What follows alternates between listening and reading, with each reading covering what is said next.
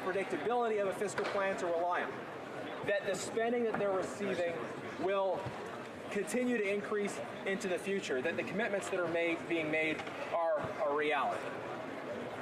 When we don't have that fiscal plan in place, that's the kind of situation we're up against. And that's why I think it's important that the House not support the message to the Senate that the government's put in favor, that we reject a particular message coming from the Senate, pardon me, that we reject a particular message coming from the government, and instead we have an alternative message that recognizes the value of this particular amendment, which builds performance-based contracts into our understanding of sustainability, that ensures the fullest understanding of sustainability in the context of how we do it. Are we... Okay. Can resume his speech following question period.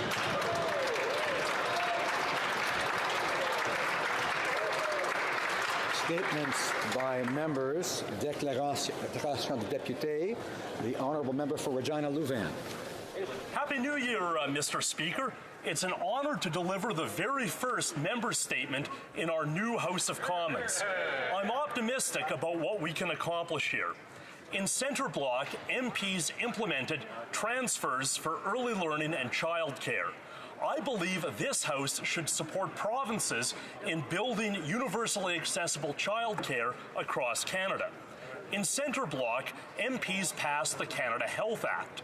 I am optimistic that this House will finally add prescription drugs and dental treatment to our public health care system.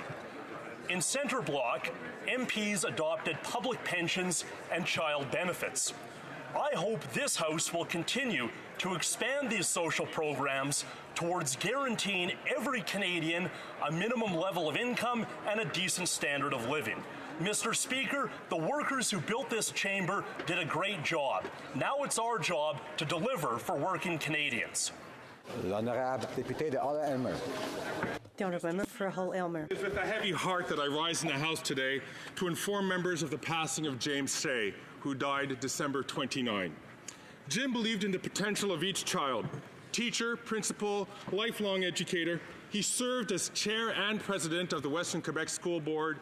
He was a superintendent of the Ottawa Catholic School Board, and he also led Canadian Parents for French. Jim's faith girded his actions. Jim and Teresa, his wife at 55 years, and their 4 girls were stalwart members of St. Mark's Church. It was there that I first met Jim some 20 years ago. Jim will always champion the underdog. Il a travaillé sans relâche. He worked tirelessly for linguistic minorities. His passion was linguistic duality in Canada. For inclusion, equity, and justice for all, it was only last November that Jim was named as an advisor to the revamped Court Challenges program. He was a great man who will be sorely missed by his family, friends, and by our beloved country. Thank you, Jim Shea.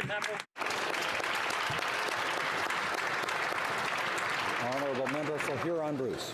Thank you, Mr. Speaker. It's an honour to rise today to recognize one of Huron-Bruce's most beloved sons and one of the most iconic Canadian hockey players of all time, Paul Henderson.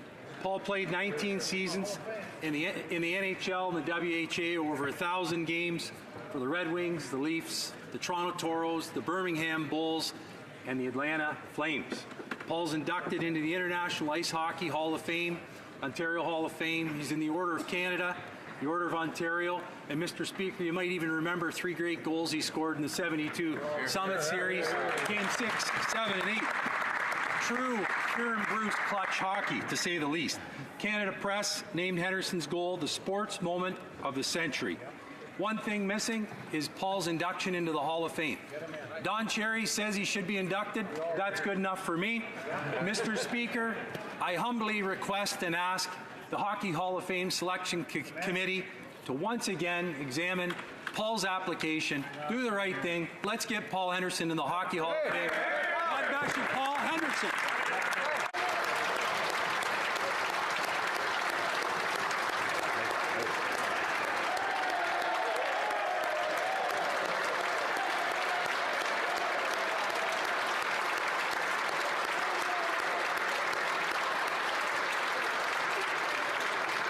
Honourable member for Brampton South.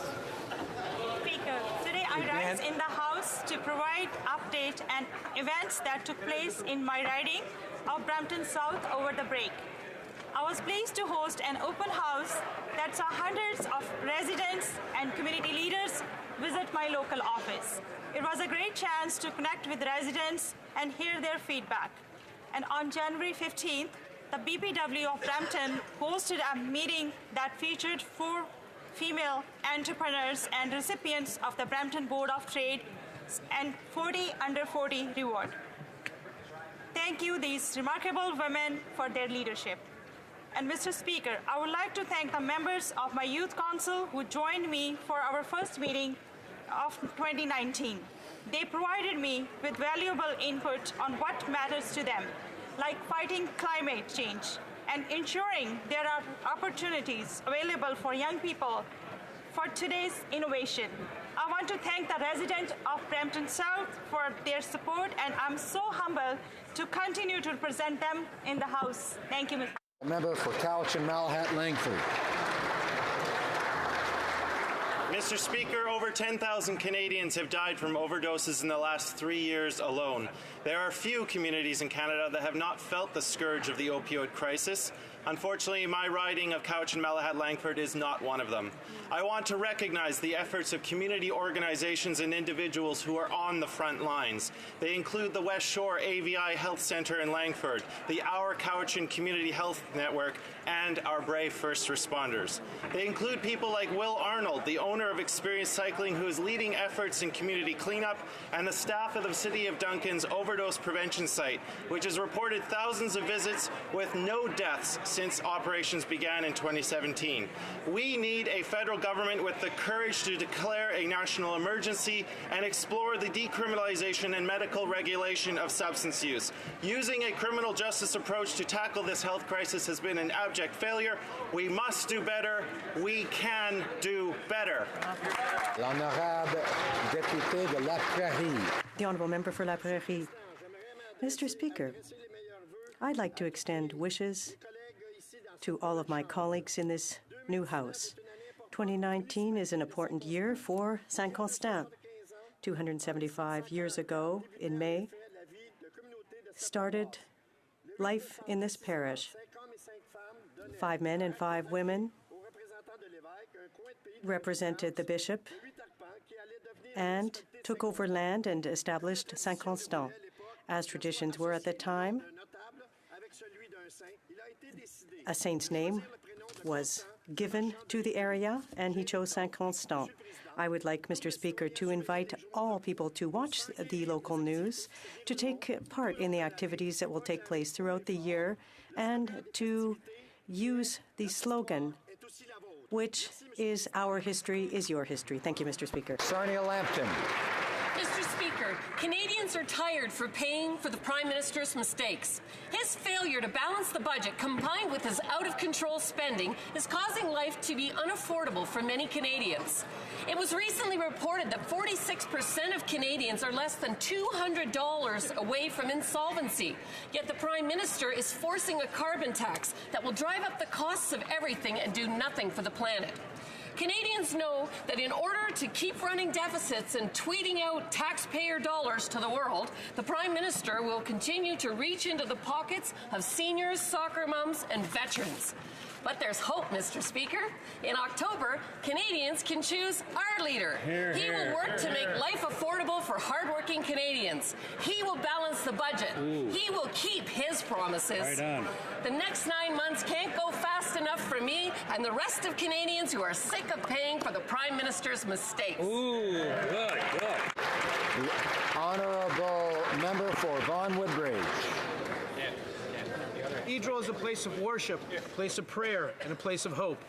What happened yesterday in Jolo, Philippines is a despicable act of cowardice, and I'm sure I can speak on behalf of all my colleagues that we condemn this vicious act of terrorism. My deepest condolences go out to all the families affected by this tragedy in the Philippines. May we pray for those that have left this world and a speedy recovery for those injured. Here at home, our thoughts are also with the Filipino and Catholic communities, and especially with the Filipino-Canadian Association of Vaughan. My prayers are with each and every one of you during this time of mourning. It is now more important than ever to keep our faith, to have confidence, trust, and belief in our values among our brothers and sisters. Mr. Speaker, we all have a right to gather in safety and reverence, no matter what our religious affiliation is. Thank you, Mr. Speaker. L'honorable député de Bourassa. The Honourable Member for Bourassa. Ms. Speaker, today, My Bike Tells the Story, Mon Vélo Raconte, was awarded the Governor-General's History Award for Excellence in Community Programming. Two organizations in the riding of Bourassa, the Montreal North History and Genealogical Society and the Visual Artists Society of North Montreal North, distinguished themselves remarkably. They organized the My Bike Tells the Story parade to celebrate the 375th anniversary of Montreal with 375 colorful bicycle floats. More than 15,000 volunteers and 3,000 children participated in the design of this artistic work. This award honors community organizations for their work.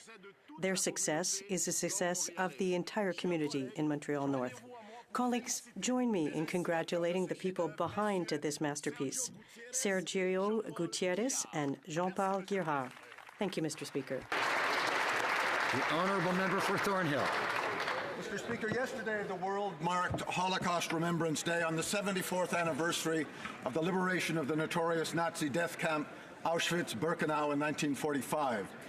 The Allied soldiers who entered that terrible place documented unspeakable horrors, documentation that inspired citizens and governments around the world to confront hatred, to promote human dignity, and to pledge never again.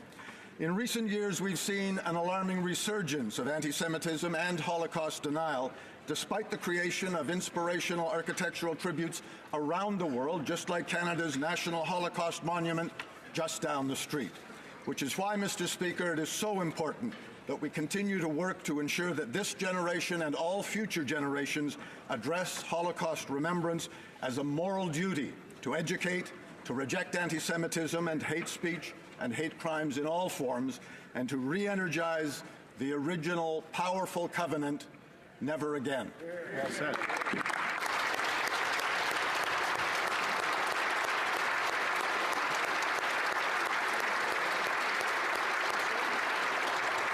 Honourable Member for Don Valley East. Mr. Speaker, welcome to all my colleagues to this new chamber and best wishes to all for 2019. I rise today to highlight some of the concrete work our government is doing to help Canadians succeed economically. Our government has cut taxes by 7% for 9 million Canadians, enabling them to be more prosperous. In my riding of Don Valley East, the Canadian Child Benefit has alleviated 9,000 families and 17,000 children out of poverty. Our national housing strategy has benefited 68 housing projects in my riding.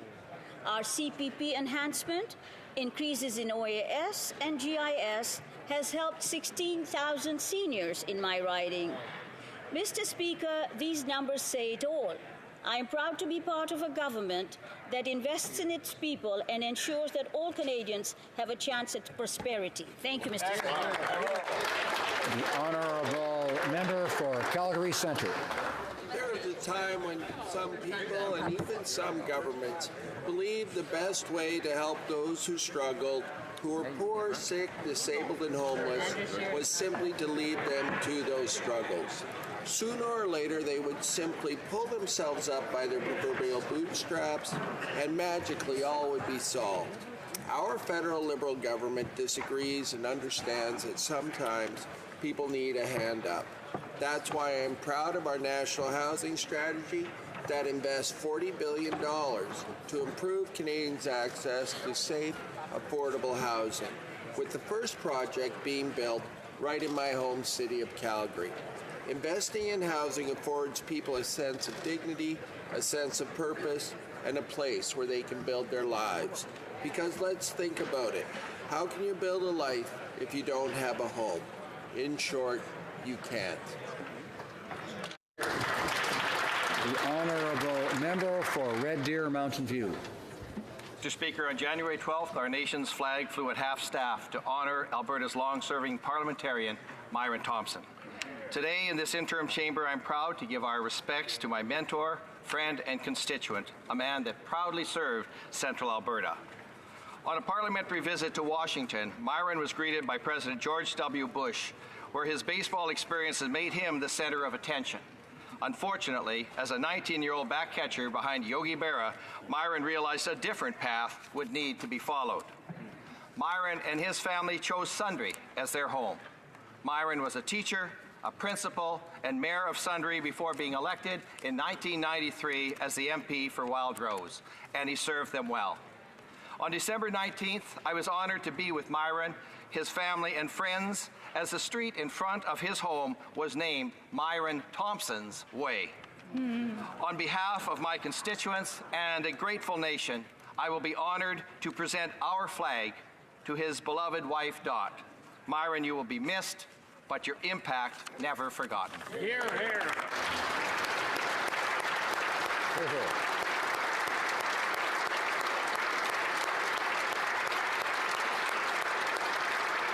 Honourable member for Orleans. Mr. Speaker, for the fourth year in a row, Canada's been named the #1 country in the world for quality of life. Canada ranked highest for political stability and a strong job market, to name but a few. Unemployment is at historic lows, the economy is strong, and more Canadians than ever before are hard at work. In the context of Small Business Week, our government has been working hard to make it easier to do business here in Canada by lowering the small business tax rate from 11% to 9%. Monsieur le Président, nous avons de nombreuses raisons d'être reconnaissants de vivre au Canada. Many reasons to be fortunate living in Canada, but we have a great deal to work. We need to continue the hard work we're doing in order to ensure that all Canadians have a real and fair opportunity to succeed. Thank you very much, Mr. Speaker. Honourable member for Windsor West. Paul Henderson was born January 28, 1943, near Kincardine, Ontario. His first experiences with hockey came in the basement of a Chinese restaurant operated by Charlie Chin, an immigrant who settled in Lucknow. Henderson played with Chin's sons. They bought him his first set of hockey equipment. He played 13 NHL seasons with the Red Wings, Maple Leafs, and Flames, and 5 more with the World Hockey Association, scoring 376 goals and 758 points in 1,000 games. Best known for leading Team Canada to a victory at the 1972 Summit Series against the Soviet Union, it was a battle for hockey and culture supremacy. He scored the game-winning goal in the 6th, 7th, and 8th games, the last of which has become legendary, making him a national hero and voted the sports moment of the century. Henderson is a member of the Order of Ontario and Canada and is a Canada Sports and International Ice Hockey Federation Hall of Fame inductee. Speaking for all goalies, Mr. Speaker, I urge the Hockey Hall of Fame to complete this wonderful story by giving us relief by getting him out of our crease and into the hall where he belongs.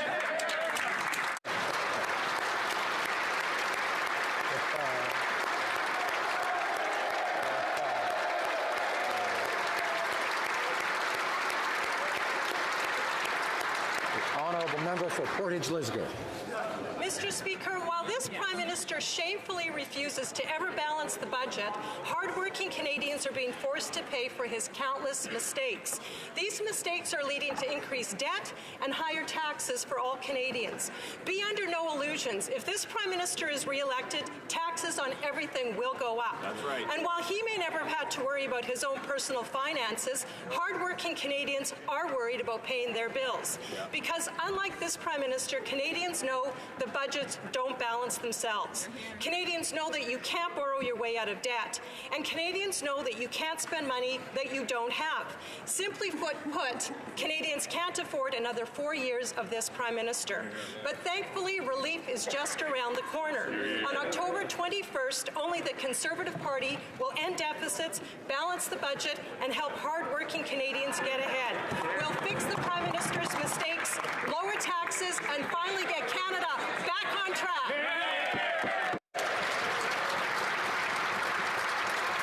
The honourable member for Etobicoke Lakeshore.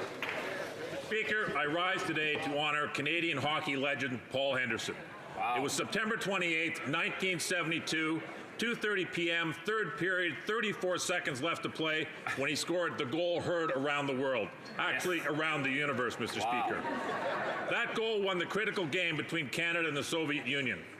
Henderson actually scored 7 goals in the 8 games in 1972. He scored the game winner in Game 7 with 2:03 to play and thought that was it. He'd never score a goal like that again. And yet 2 days later, he scored the most famous goal in hockey history. Paul Henderson was a most incredible player. Memorial Cup winner, he led the OHL in goals. He played in 2 Stanley Cup finals, 2 All-Star games. He was the last player in the original 6 era to record a 4-goal game, and he played over 1,000 pro games, scoring over 700 points. Mr. Speaker, Henderson should be in the Hockey Hall of Fame. Yes. Yes. Today,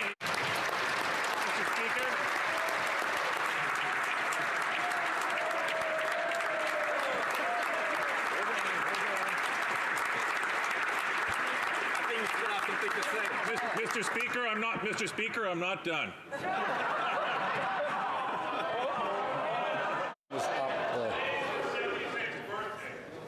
Today's is.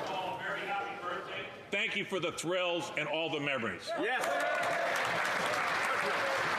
Happy birthday.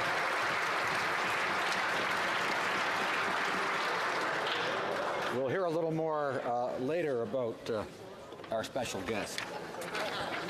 I have the honor to inform the House that the Clerk of the House has received from the Chief Electoral Officer a certificate of the election and return of Mr. Barrett, member for the Electoral District of Leeds, Grenville, Thousand Islands, and Rideau Lakes.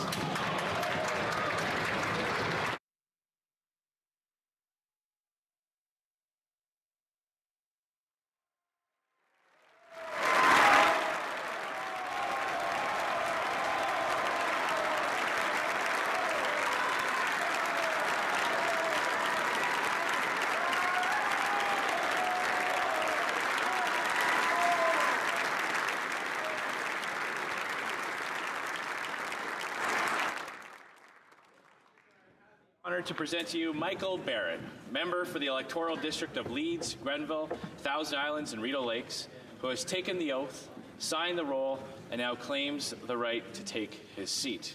Monsieur le Président, j'ai l'honneur de vous présenter... Mr. Speaker, I have the honor to present Michael Barrett, member for the riding of Leeds, Grenville, Thousand Islands, and Rideau Lakes, who has taken the oath, signed the roll, and now stands to take his seat. Let the member take his seat to la députée Française.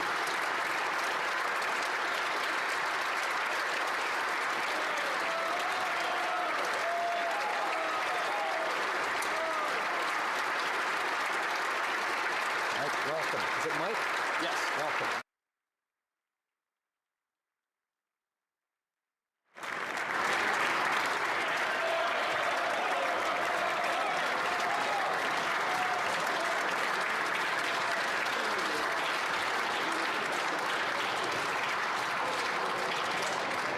Questions orales, oral questions, the Honourable Leader of the Opposition.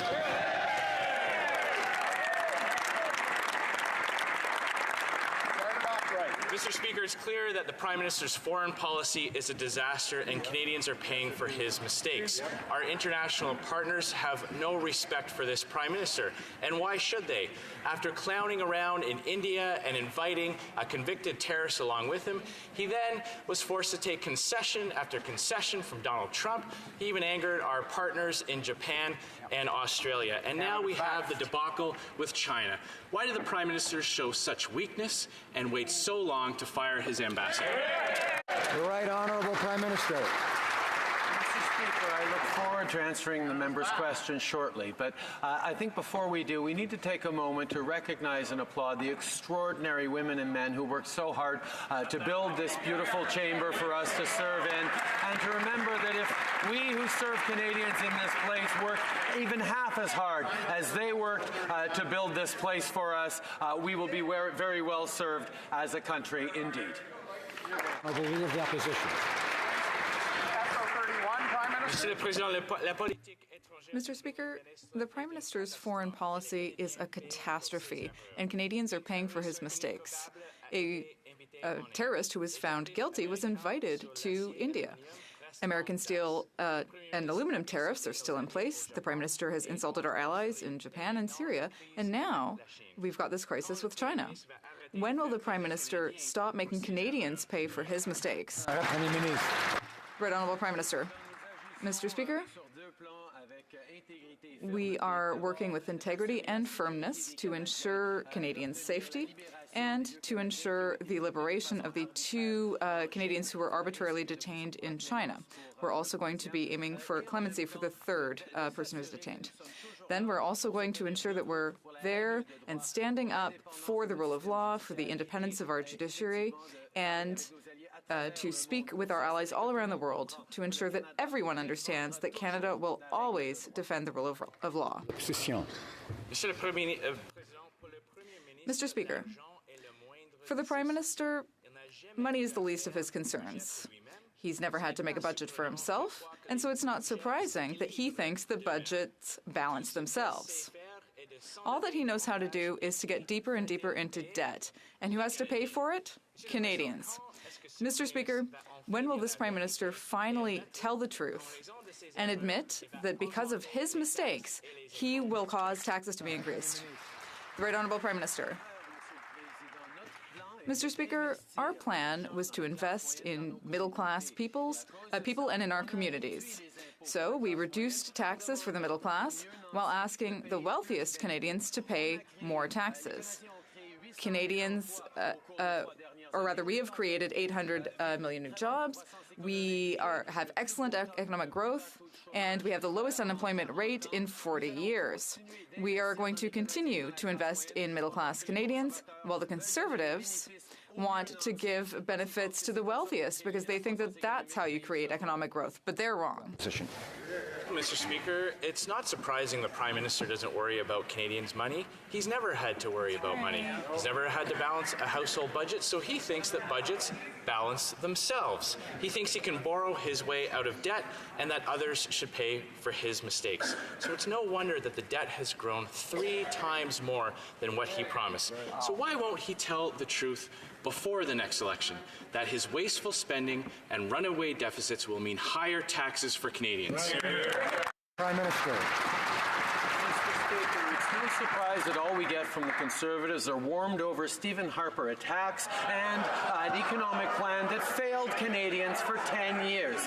They continue to want to give tax breaks to the wealthiest, where we're focused on growing the middle class by investing in people and in their communities. We lowered taxes for the middle class and raised them on the wealthiest 1%. And that has led to not only stronger growth than Stephen Harper ever saw, but it's led to the creation of 800,000 jobs and the lowest unemployment rate in over 40 years. Mr. Speaker, we're going to continue to invest in Canada. The Honourable Leader of the Opposition. Mr. Speaker, everything the Prime Minister just said is false. With his changes, the richest Canadians are paying less in tax, and hard-working Canadian families are paying more. And they're going to continue to pay more because government documents show that the carbon tax will rise 6 times higher than what the Prime Minister now admits, which means higher gasoline costs and higher home heating costs. Canadians are already paying for his mistakes, so why is he also covering up the real cost of his carbon tax from Canadians? Right Honourable Prime Minister. We lowered taxes for the middle class, and the only way the Conservatives make those numbers work if they completely ignore a policy they voted against, the Canada Child Benefit. The Canada Child Benefit has made more difference in the lives of hardworking Canadians than any other policy in recent history. They voted against it, and maybe they don't want to talk about it because they plan to take it away from Canadians. Well, we are going to continue to invest in Canadians. When it comes to climate change, it's been 274 days since the member opposite promised a climate plan for Canadians. Where's that plan? The Honourable Member for Rimouski-Nejet-Témiscouata-les-Basques. Mr. Speaker, access to housing is a serious problem in Canada. It's a problem for homebuyers who are being shut out of more and more markets. And it's also a problem for low-income renters who are suffering from the shortage of affordable housing and social housing. In BC, for example, there are tent villages that are popping up in places like Maple Ridge, Nanaimo, and Victoria. And this is happening here in Canada in the 21st century. Will the next Liberal budget acknowledge that this is an urgent situation? Will there be immediate investments to alleviate this crisis? Right Honourable Prime Minister. Mr. Speaker, we recognize that Canadians need safe, affordable, and accessible housing. That's why we set up the historic national strategy on housing, which has invested unprecedented sums in housing. It has already helped over 1 million Canadians to find housing. We know there's still a lot of work to be done, and yes, we will continue to invest in Canadians to ensure that we have safe and accessible housing for everyone. The Honourable Member.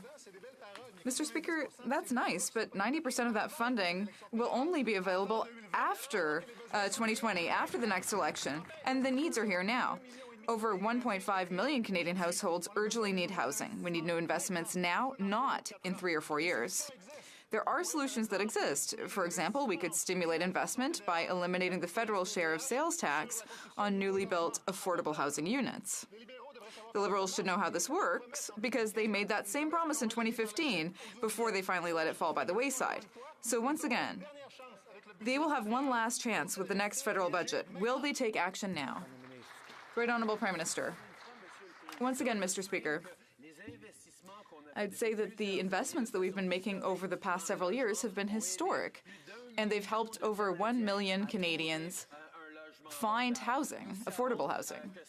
We know that there are still investments that are needed, and there will be more solutions to be set up in the future, but let's admit that the investments that we're making now through the National Housing Strategy are making a big difference in the lives of people. For New Westminster, Burnaby. Just last week, media reports said that 46% of all Canadians are now only $200 away from financial insolvency in a month. But instead of bringing in immediate relief for people facing a housing crisis and crushing personal debt, the Liberals' priority has been to give billions of dollars in corporate giveaways. Yep. This Liberal government continues to tell Canadians to wait for real action on housing. Will the Prime Minister commit to making different choices this year? Will he make affordable housing a top priority in this year's budget?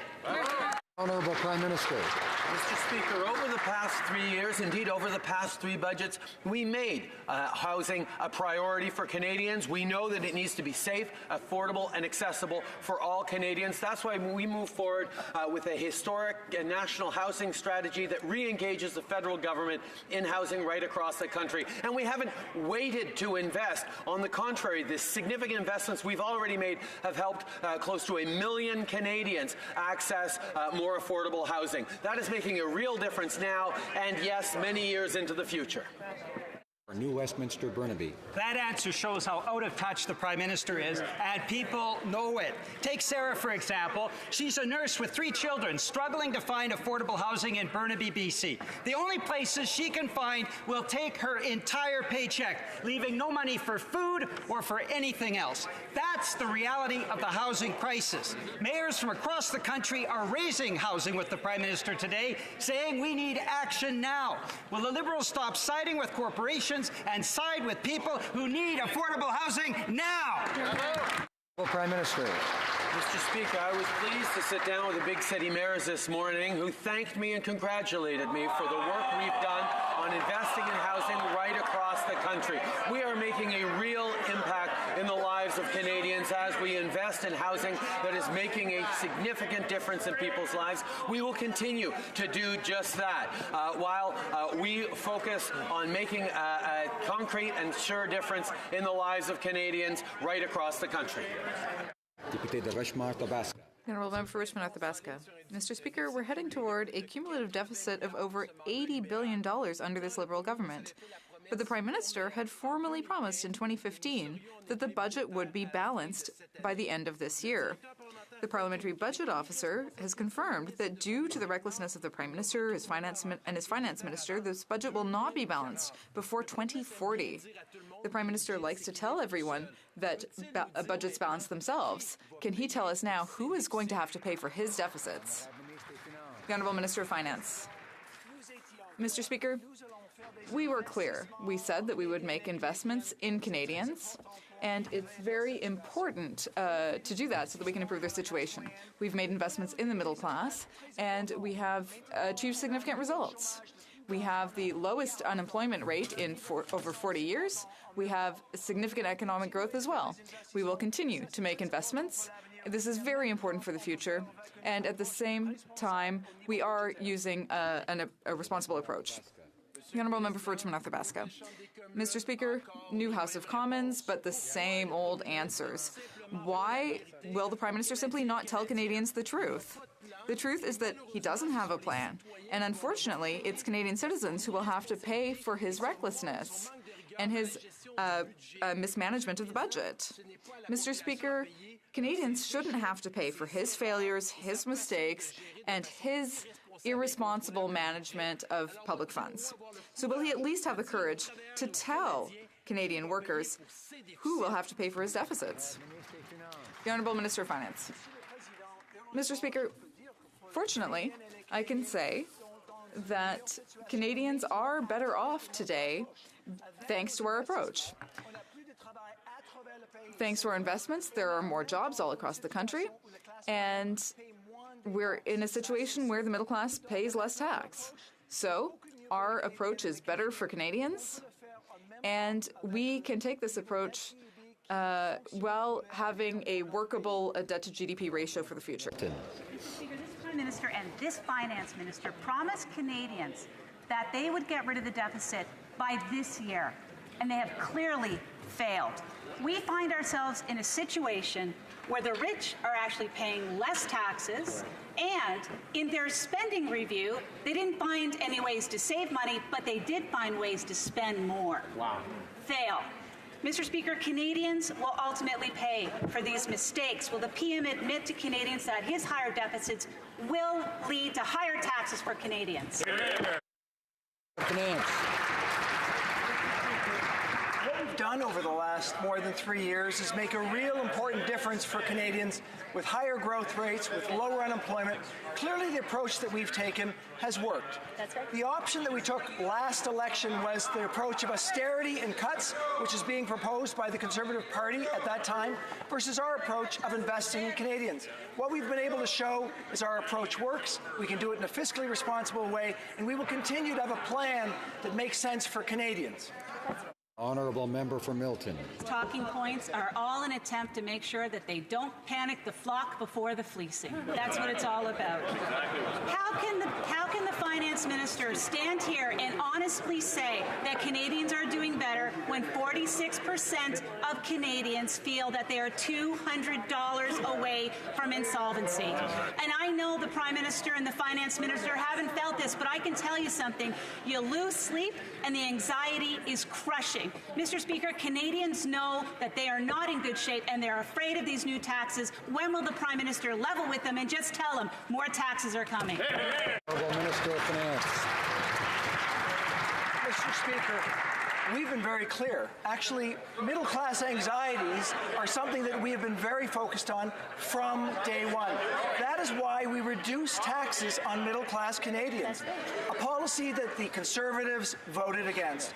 That is why we put in place the Canada Child Benefit, helping 9 out of 10 families with more money. On average, middle-class families with 2 kids this year will have $2,000 more than they had when the last government was there in 2015. We are helping with middle-class anxieties while the opposition continues to vote against policies that help these people. Honourable Member for Louis Saint Laurent. Mr. Speaker, 2019 is a historic year. We were supposed to have a new House of Commons, and we do. They had promised to balance the budget, but that's not happening. That's the Liberal reality. 2019 was supposed to be the year of zero deficit, but in fact, we have $30 billion in deficit. Mr. Speaker, the new President of the Treasury Board, can they tell us that, in fact, Liberal deficits will lead to tax increases for all Canadians, because that's the reality. The Honourable Minister of Finance. Mr. Speaker, it's clear that we have a plan. It's very clear. We're investing in the middle class, and our plan is working. Because now our economy is working for the middle class. But the approach of austerity is really not a plan. It means there are either cuts or tax increases. That's the Conservative plan. Our plan is to reduce taxes for the middle class and, thus, to have a better situation. The Honourable Member for Louis Saint-Laurent. Well, my question was for the new leader of the Treasury Board. I don't know if it's because it's 2019 that it's now men who are answering the questions. But this is my point. In 2015, they promised zero deficit, but today we have a $30 billion deficit. That's the reality. So once again, I will give the new president of the Treasury Board an opportunity to confirm to Canadians that unfortunately, Liberal deficits will lead directly to tax increases for all Canadians. The Honourable Minister of Finance. Mr. Speaker, our chosen approach is good for Canada. It is an approach that will leave the middle class better off. We decided to reduce taxes for the middle class, and at the same time, with the Canada Child Benefit, we have left Canadian families better off. With our measures, our economy is growing. So this is an approach that is working, and I hope that we will continue with this approach so that our country can have a good future. West. Mr. Speaker, across Canada, people are struggling with extreme cold temperatures. If you're one of the 30,000 Canadians who are homeless, finding warm shelter can mean the matter of life or death. Shelters are near capacity. People seeking refuge in tent cities are being served with eviction notices. Where are people to go? They can't wait 10 years for a national housing strategy to ramp up. Will this Liberal government step up and legislate, as promised, the right to housing for all Canadians, yes or no? The Minister of Social Development. Thank you, Mr. Speaker. I would like to say first that our government believes very strongly in the rights of every Canadian to have a safe, affordable and accessible home. And that's why since 2015 we have invested $5.7 billion in addition to the dollars already forecast to help 1 million families in Canada having access to a safe and affordable home. And that's why in November 2017 we announced the first ever national housing strategy, which is going to reduce chronic homelessness by at least 50% and renew federal leadership and partnership in housing. Member for Timmins, James Bay. We're now 3 weeks into the state of emergency, the deplorable humanitarian crisis in Cat Lake, and temperatures have plunged to minus 55 degrees. We have hundreds of people huddled in squalid conditions. People are at risk. And yet the best the minister's been able to do after 3 weeks is to promise to send some bureaucrats to check on the situation. That's not going to cut it. What steps will this minister take to meet with the leadership, to put in place an emergency response team now, and to visit Cat Lake so he can see the deplorable conditions that the people of Cat Lake are living in? What will he do? Indigenous Services. Safety of First Nations communities is of utmost importance. I have spoken with Chief Kiwa Kapow, and I've affirmed our commitment to working with Cat Lake to address the community's housing needs.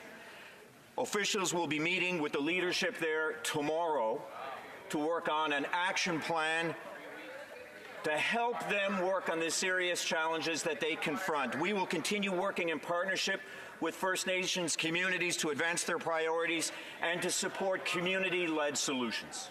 Thank you, Mr. Speaker. Honourable Member for Carleton. The Prime Minister likes to boast about his great family fortune, but he never had to balance a family budget, and so he thinks the budgets balance themselves. That's why he promised that the budget would balance itself by 2019, but now he's saying, oh no, it's going to take 20 more years, Mr. Speaker. It's clear that these out-of-control deficits will lead to a tax increase. When will the Prime Minister realize that these deficits cost Canadians a lot? The Honourable Minister of Finance. Mr. Speaker,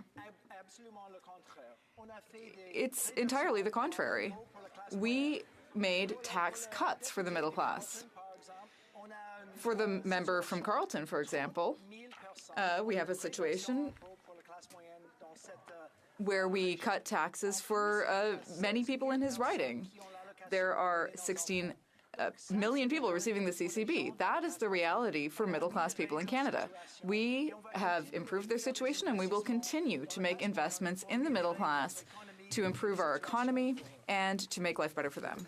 The The Honourable Member for Carleton. He's raised taxes on the middle class by $800, taking away the child benefit, the tuition tax credit, taking away the child tax credit for kids' sports. He took away the tuition tax credit for textbooks. He took away the education tax credit.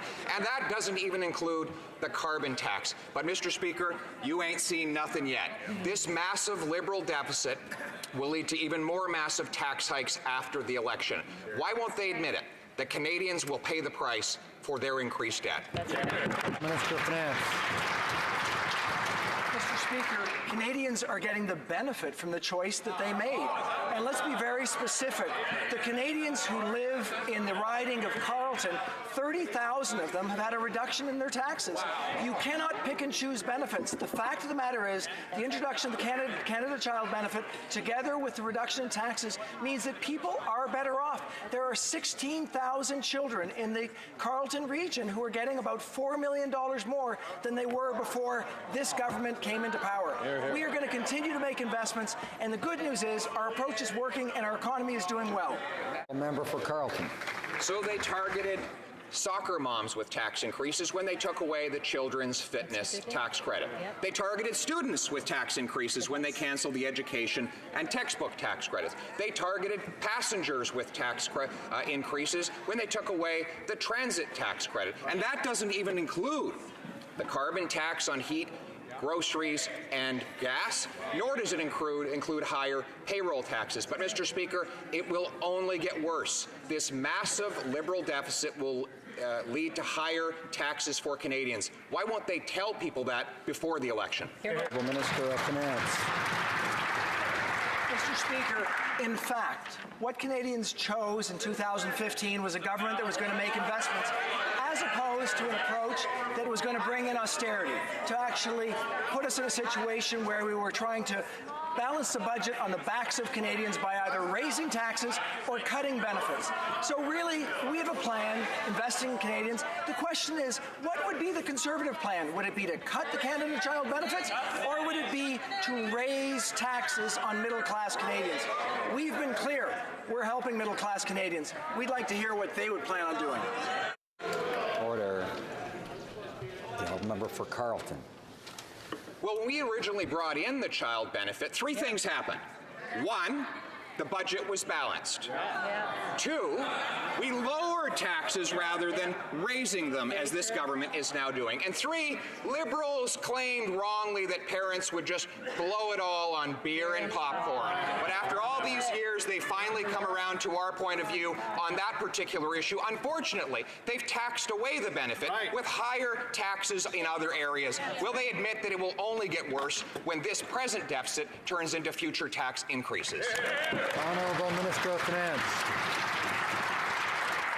Mr. Speaker, in the fictional world inhabited by the member of Carleton, he pretends that things that are true aren't true. We can't say it any clearer. For the people who earn between $45,000 and $90,000, we reduce taxes in that category by 7%, which means that people up to $200,000 or so actually have reduced taxes. But for the 1%, we did increase their taxes. Then for people that are raising their children, we gave them the Canada Child Benefit, much improved. So 9 out of 10 families are better off. $2,000 more this year than in 2015. The facts are clear. James. The Honourable Member for Abitibi James Bay. Mr. Speaker, the UN Human Rights Committee has ruled that Canada must eliminate all forms of discrimination against Indigenous women found in the Indian Act. We already had this debate, Mr. Speaker, 2 years ago, and this government's term is drawing to a close. Will the Prime Minister finally keep his promise from 4 years ago, yes, a 4-year-old promise, to repeal all legislation forced literally on Indigenous peoples? The Right Honourable Minister. Mr. Speaker, gender equality is a fundamental human right. Bill S3 eliminates discrimination based on gender in the Indian Act. We appointed Ms. Smith as a special representative of the minister, and she will work with our partners on a plan to eliminate by the deadline of 2051 and will undertake broader reforms, including citizenship and other matters. The Honourable Member for Laurier Ste. Marie. Mr. Speaker, after Ms. Meng's arrest, did this government immediately offer an explanation to Chinese authorities, or did they just wait for the situation to blow up? Mr. McCallum's departure is but the latest example of their unpreparedness. This chaos is unacceptable. So how can Canadians trust a government that is simply going by the seat of its pants in its dealings with a world superpower? The Honourable Minister of Foreign Affairs. Mr. Speaker, our government is doing a lot. Our priority, our absolute priority, is the well-being and security of Canadians held in China. And we now have the support of a broad coalition of our allies: Australia, the European Union, France, Germany, the UK, the US, Holland, Latvia, Lithuania, and Estonia, and Spain. All these countries have spoken out in support of the Canadian position. Kitchener Centre. Mr. Speaker, our government has proven that it is a strong advocate for small businesses and is committed to helping them start up, scale up, and access new markets. As a small business owner myself in my riding of Kitchener Centre, I know that small businesses employ so many of my constituents and keep our economy strong. Could the Minister of Small Business and Export Promotion tell this House what our government has done to make it easier for our small businesses? Thank you, Mr. Speaker. Minister, order. I'd like to thank the Honourable Member for Kitchener Centre for his question. The small business tax 9%, giving small business owners up to $7,500 in savings. We have also cut red tape by removing 450 administrative burdens, making it easier for businesses to do business.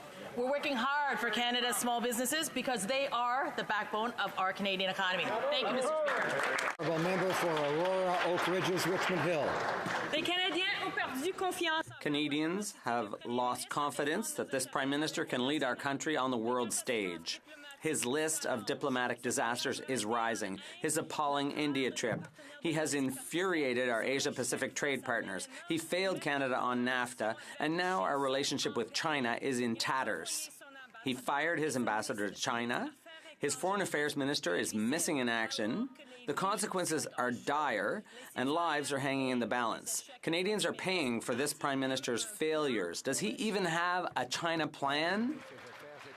The Honourable Minister of Foreign Affairs. Mr. Speaker, when it comes to China, our absolute priority is the well-being and security of Canadians being held in China. That's the Prime Minister's priority, mine, and that of the entire government. These arbitrary detentions are unacceptable to Canadians and to the international community. The Prime Minister spoke with our multiple international partners, and I have too, and many countries have supported our position. The Honourable Member for Richmond Hill. Have lost confidence that this Prime Minister can lead our country on the world stage. His list of diplomatic disasters is rising. His appalling India trip. He has infuriated our Asia-Pacific trade partners. He failed Canada on NAFTA, and now our relationship with China is in tatters. He fired his ambassador. His foreign affairs minister is missing in action. The consequences are dire. Lives are hanging in the balance. Canadians are paying for the failures of this Prime Minister. Does he even have a plan for China? Honourable Minister of Foreign Affairs. You know, Mr. Speaker, there are so many false claims in that question, it's hard to even know where to start.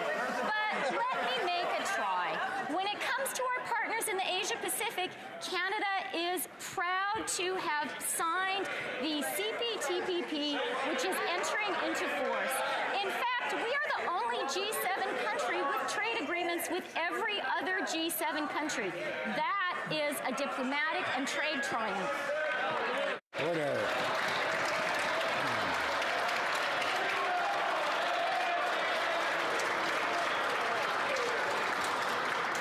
member for Durham.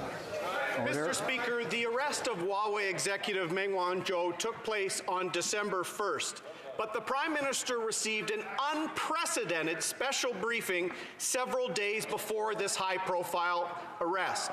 My questions are simple. On what date was the Prime Minister first briefed, and by whom? Honourable Minister of Foreign Affairs. Mr. Speaker, when it comes to Meng Wanzhou, let me be very clear about the Government of Canada's position. First of all, Canada is a rule of law country, and we are conducting a fair, unbiased, and transparent legal proceedings. And in fact, Madame Meng is currently on bail as a court has ruled. There has been, as is correct, no political involvement in the process. Canada respects our international legal commitments, including our extradition treaty with the United States. Honourable member for Durham. Mr. Speaker, I guess if I want straight answers on China, I should ask John McCallum. McCallum's comments show that the Liberal government has played politics with this serious diplomatic dispute with China from the start. So my question is, was the Justice Minister demoted for speaking truth to power to uphold the rule of law and stop the political games being played by the Prime Minister and his hand-picked ambassador? Honourable Minister of Foreign Affairs. Mr. Speaker, the only people playing political games when two Canadians are in a difficult situation are the members opposite, and that is truly reprehensible. When it comes to the case of Ms. Meng, Canada is a rule of law country. We are proud to be a rule of law country. We have honored our extradition treaty commitments as we honor all of our international treaty commitments, and Ms. Meng has access to our impartial and fair judicial system. For Kootenai, Columbia. Mr. Speaker, last year when Greyhound announced it was ceasing operations, constituents in my riding were rightfully worried about how they would get from town to town. Without reliable transit, people can't access crucial services like health care, shelters for women fleeing violence, or urgently needed addiction treatment. In rural areas, people relied on Greyhound to travel to these services. The Liberal government said it would provide funding, but we haven't seen it, and people are still unable to travel. So when will the government provide safe, affordable, and accessible transit for rural and remote communities? Honourable Minister of Transport. Mr. Speaker, we fully recognize that when Greyhound departed at the end of October last year, that it would leave an absence of public transportation in the western provinces, and we immediately got on to working on a solution. We are working with the provinces, including British Columbia, my colleague's home province. We will be there if they come and request for us to help them on a cost-sharing basis. We have given that undertaking. Member for St. Hyacinthe Bagot. Mr. Speaker, Canada's big city mayors are meeting in Ottawa today, and they have a clear message for the Prime Minister. The Liberals promised them everything under the sun when it comes to infrastructure. We're still waiting. People need investment in public transit, and so does the planet. And don't forget smaller municipalities all across the country, which are also awaiting the funding they were promised. So when are the Liberals eventually going to keep their promises to the municipalities of this country? The Honourable Minister. Mr. Speaker, I'd like to thank my colleague for her question. I was with the Prime Minister this morning and the mayors of the big cities, and I had an opportunity to speak to those mayors about our historic investments in infrastructure. A lot of that money has gone to green infrastructure and public transit, and also to our regions. So I'd like to remind my colleague that since November 2015, over 4,700 projects have been approved, and 70% of those are under construction, and to the tune of more than $18 million. We will continue investing in Canadians. Tax will cost the average Canadian family over $2,500 this year. That's 11 cents more a liter of gas, $250 more for home heating, $100 a month more for groceries, and that's just the beginning. Canadians know that this Liberal carbon tax is not an environmental policy. policy. It's a tax policy, punishing soccer moms, seniors on fixed incomes, and small business owners. So why is the Prime Minister forcing Canadians to pay for his mistakes with punishing new taxes on everyone? Honourable Minister of Environment. Canadians know that climate change is having a huge cost in terms of on our economy and on lives. But we have a plan that works, that makes life affordable, and that makes sure that we're creating the jobs of the future. Let's talk about the plan. I want to reassure the member that we have a new climate action incentive. We're putting a price on pollution, and a family of four in Ontario will get $307 back. We're also investing in public transit across the country. We're supporting innovators and entrepreneurs who are creating the solutions of tomorrow. Fortunately, the Conservatives opposite are harking back to the days of the Harper Conservatives. They have no plan. Order. Order. The Honourable Member for Battleford, Lloydminster. Well, Mr. Speaker, their plan is actually punishing Canadians for heating their homes, driving their kids to dance practice, hockey practice, wherever their daily routines are taking them. And the Prime Minister is failing to help Canadians get ahead. His carbon tax will cost them over $1,000 more on household essentials that they need. And his government plans to make it 6 times more expensive than that. Canadians are already paying for his failures. When will the Prime Minister come clean and admit the real cost of the carbon tax? The Honourable Minister of Environment. Speaker, Canadians are already paying the price of climate change, and it is going up every single year. It's a human cost, it's a cost to the economy, but good news, you can actually tackle climate change in a way that works, that makes life affordable, and that creates good jobs. Let me talk about the climate action incentive, that we're putting a price on pollution. It will no longer be free to pollute in the country, and a family of 4 in Ontario will get $307 back. A family of 4 in Manitoba will get $339 back. A family of 4 in Saskatchewan will get $609 back. You can tackle climate change.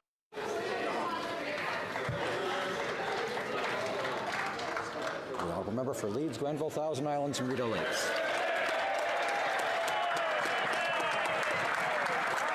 Mr. Speaker, Canadians know that the Liberals' plan on carbon taxes is going to hurt small businesses and it's going to hurt families. Farmers in my riding didn't inherit a family fortune like the Prime Minister. They have to worry about making ends meet and can't afford the Prime Minister's new carbon tax. Worst yet, government documents now admit that to make their plan work, the carbon tax will have to be 6 times higher than the current rate.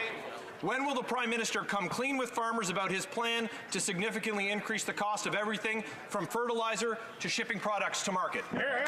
Honourable Minister of Environment. Farmers are feeling the impacts of climate change, and they're paying the price. Business people are feeling the impacts of climate change, and they're feeling the price. Soccer moms are feeling the price of climate change, and they're paying the price. That's why we've got a plan that it works, is going to make life more affordable, that's going to put more money in the pockets of families, and it's going to create good jobs. We need to take action on climate change. To do not have a plan is irresponsible. It has now been 274 days since the party opposite said they'd have a plan. Where is their climate plan? Order. The member for Edmonton West will please come to order. The member for Winnipeg Centre.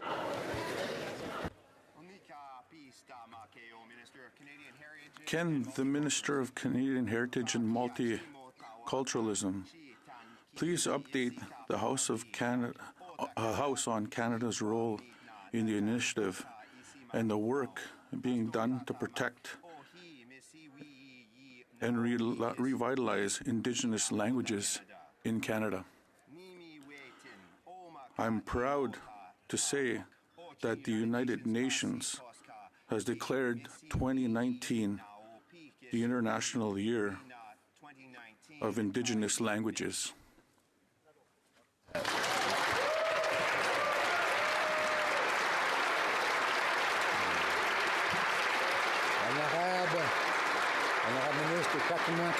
The Honourable Minister of Canadian Heritage.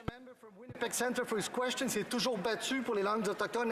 has always fought with courage for Indigenous languages. Due to deliberate past actions, and Canada is proud to join the world in marking the International Year of Indigenous Languages, and we thank the inspiring Indigenous languages leaders for their tireless work. J'ai hâte de déposer, Monsieur le Président, sous peu un projet de loi.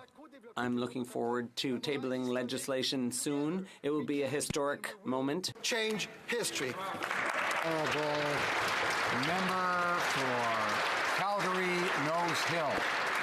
This Prime Minister has spent over $1 billion on 40,000 illegal border crossers, with more crossing every day. But today, the form that allows parents and grandparents of new Canadians who are trying to legally migrate to Canada for all of 2019 opened and closed in just 10 minutes. So under the Liberals, illegal border crossers get a red carpet welcome and legal immigrants get the door shut in their face. Will the Prime Minister admit that Canadians reject having to pay for his unfair immigration practices? The Minister of Immigration. To compare records here. Under the Harper Conservatives, Canadians only had 5,000 spaces to sponsor parents or grandparents. We've increased that by 20,000. We have 20,000 spaces now that allows Canadians and permanent residents to sponsor their parents and grandparents. In addition to that, we've reduced the backlog that they left us behind by 80%. We've simplified the process. We will continue to be ambitious in immigration, and we will leave the fear-mongering to the other side. Very good. Having asked the question, I'd ask the member for Calgary Nose Hill to hear the answer and not interrupt throughout it. The honourable member for Rosemont-la-Petite-Patrie. In a document submitted to the National Energy Board, the Trans Mountain team acknowledged that pipeline-related shipping would have significant adverse effects. There are less than 75 southern resident killer whales left. An endangered species will be further put at risk, but no problem, this is business. It says so in black and white. Could the Liberals just stop with the economy and the environment go hand in hand? People can see through the Liberal double talk. Will they finally admit that when they bought Trans Mountain, they proved they'd rather help big business rather than protect our environment? That's the reality. The Honourable Minister. Speaker, the issues associated with the South Resident Killer Whale are very important. It is part of a broader conversation around biodiversity. There are three significant challenges for the killer whales: the access to food, the issues around marine shipping, and contaminants in the water, all of which exist today, all of which are the product of industrialization over the past several decades. We are working very hard through the Whales Initiative to ensure we put the killer whales back on an appropriate path to success and ensure that the environment and the economy go forward hand in hand. From Malpeque. Mr. Speaker, recently the Minister of Crown Indigenous Relations, along with the Premier of PEI, signed a framework agreement with Mi'kmaq people to address outstanding issues of Mi'kmaq rights and title. The Mi'kmaq leadership see this agreement as the beginning of a process to determine how all PEI Mi'kmaq, both on and off reserve, will benefit from their rights today and into the future. Beyond this one agreement, can the Minister explain the government's progress on renewing relationships with the Indigenous peoples of Canada? Honourable Minister. Mr. Speaker, I thank the member from Malpeque for his question and his hard work. This month in PEI, we did sign the framework agreement with Lennox Island and Abbotsford First Nations and the province to establish a path forward to the recognition and implementation of Mi'kmaq inherent and treaty rights. Chief Matilda Ramjadan said, "This agreement is an important step in rebuilding our nation and bringing socioeconomic health to our people." In PEI and coast to coast to coast, our government is advancing reconciliation by working with our partners to realize self-determination. The honourable member for Lévis. Mr. Speaker, the National Assembly passed a unanimous motion supporting the Obélix construction contract and calling for it to be awarded to Lévis shipyards. Unfortunately, the Prime Minister is ignoring Quebec and the shipyard workers. Even the Standing Committee, with its Liberal majority, pointed to a total loss of resupply capacity at sea. Why Is the Prime Minister disregarding the Royal Canadian Navy and the Lévis shipyard workers? Why the huge delays in the decision? Mr. Speaker, first of all, our government is committed to making sure that the Canadian Armed Forces have all the tools necessary to do their jobs. That's what our defence policy committed to, Mr. Speaker. I want to thank the workers at Davie for the asterisks who are playing a vital role. We have started steel cutting on the early blocks of the 2 permanent joint supply ships, and we look forward to having those in the water. Thank you, Mr. Speaker. The honourable member for Pierre Boucher, Les Patriotes Verchères. Mr. Speaker, the Quebec government is calling for a single tax return, and the Prime Minister's response? A unanimous resolution of the National Assembly? That never happens. After disregarding Quebec's concerns, the entire federal government is fear-mongering. If you listen to them, you'd think the sky was going to fall. But the NDP has already come around to this position. Why is the federal government insisting on 2 tax returns? What are they afraid of? The Honourable Minister. Mr. Speaker, CRA hires thousands of people all across Quebec, and this is an important employer in places like Jonquière and Shawinigan. Unlike the Conservatives and the NDP, we will not put those jobs at risk.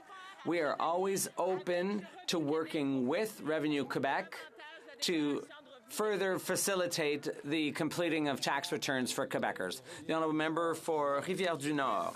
Mr. Speaker, an Angus Reid poll last week clearly shows that meeting Quebec's demands, including a single tax return, doesn't pay off in English Canada.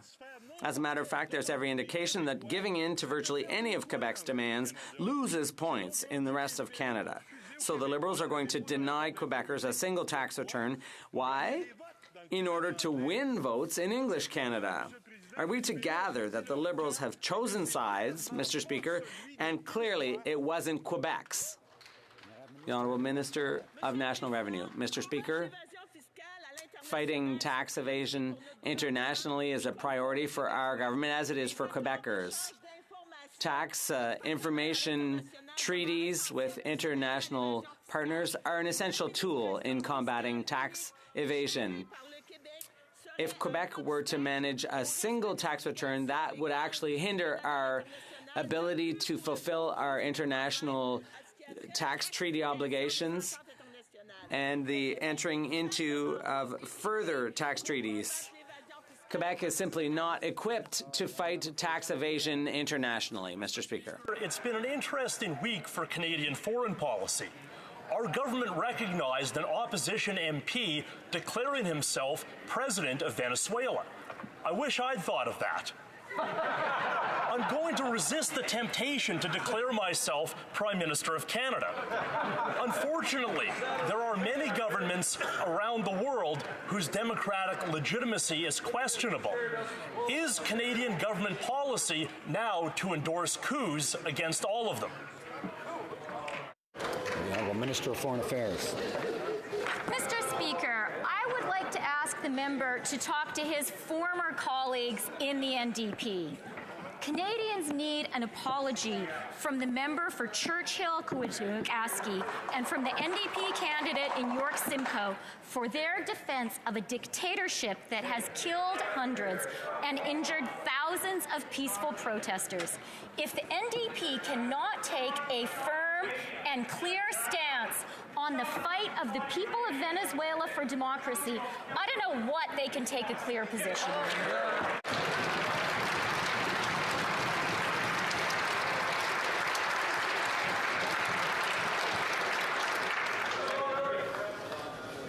Je voudrais signaler aux députés la présence à la tribune. I would like to draw to members' attention the presence in the gallery of a distinguished Canadian. Members during member statements have already stolen my thunder a little bit in relation to our mystery guest. But I'm pleased, actually, they covered important aspects of his career. 34 seconds. 34 seconds. That's how much time was left in the third period On September the 28th, 1972, schools had stopped. My class was watching television and not, well, we were learning about how to play hockey, which was good. But that's how much time it was in the 72 Canada-Russia series when this gentleman scored the winning goal and gave Canada a victory for the ages. Mr. Paul Henderson.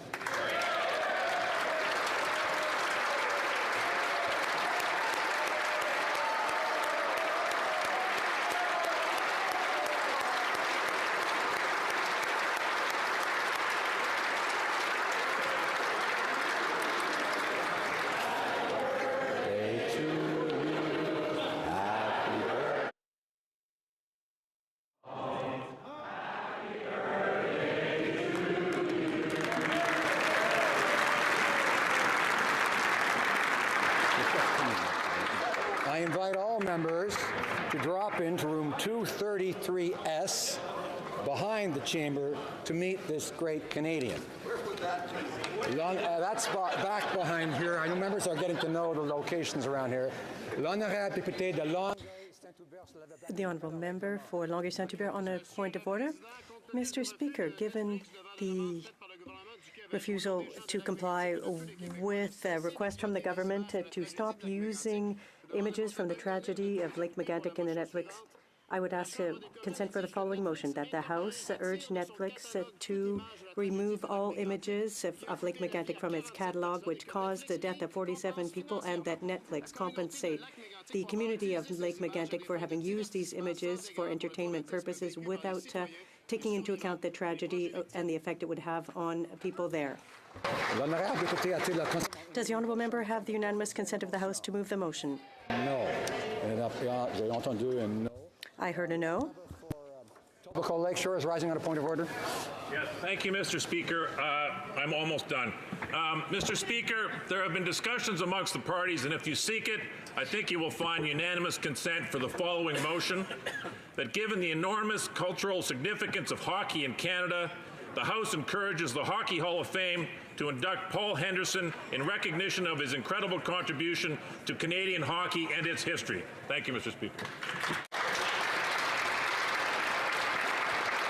Does the Honourable Member have the unanimous consent of the House to move the motion? Yes. Agreed. The House has heard the terms of the motion. Is it the pleasure of the House to adopt the motion? Yes. Carried.